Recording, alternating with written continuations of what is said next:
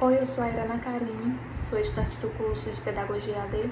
Nesse vídeo eu quero apresentar uma fonte primária da história da educação do Maranhão e explicar como ela pode ser utilizada em pesquisas na área. Primeiramente, é muito importante compreender o conceito de fonte primária. As fontes primárias delas são documentos produzidos no próprio período histórico, estudado, no caso, ou seja, registros originais que permitem ao pesquisador ter contato direto com acontecimentos, ideias, experiências do passado. Os exemplos incluem cartas, diários, jornais, fotografias, atas escolares e também documentos pessoais. A fonte exposta aqui, que foi escolhida para essa análise, foi a carta de Elizabeth Barbosa de Carvalho. Foi publicada em 1919 e 1920 no jornal A Escola, do órgão externato codoense na sede de Codó, Maranhão. Aí vem a pergunta, o que ela é? Ela se trata de um intercâmbio epistolar público, ou seja, cartas pessoais que foram transformadas em matérias de jornal. Quem produziu? Elizabeth Barbosa de Carvalho, que era, na época, a juiz de direito e viajava por várias cidades maranhenses. Onde e quando foi produzida essas cartas? Elas foram produzidas no interior do Maranhão entre os anos de 1919 e 1920. Segundo o documento analisado aí, durante as suas viagens, presidindo júris, Elizabeth enviava essas cartas para o seu irmão Fernando Barbosa, relatando suas observações sobre a situação da instituição escolar nas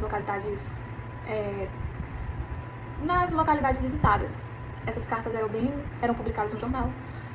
E quanto ao estado de conservação, esses escritos eles chegaram até nós, preservados por meio das páginas impressas do jornal A Escola, que hoje serve como um valioso arquivo para guardar a memória educacional do nosso estado.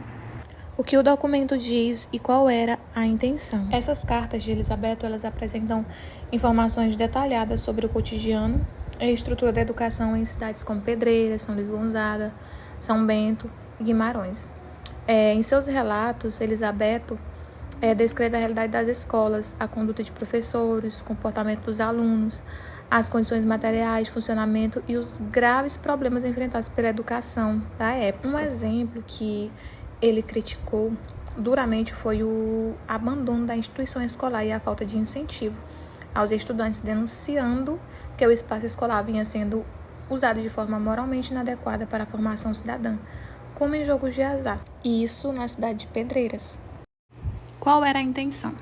A intenção de Elizabeth e de seu irmão Fernando não era apenas relatar fatos, mas sim utilizar o jornal como um instrumento político e pedagógico para exaltar as ideias da educação republicana, cobrar fiscalização, denunciar o desacato do governo estadual e defender o modelo de ensino cívico e patriótico que eles acreditavam ser o ideal.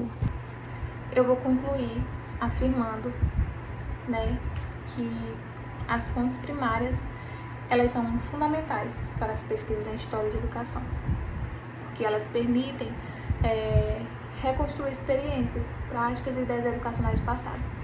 As cartas analisadas elas ajudam a entender melhor a história da educação maranhense e demonstram como documentos históricos podem contribuir de forma sólida para a produção do conhecimento científico.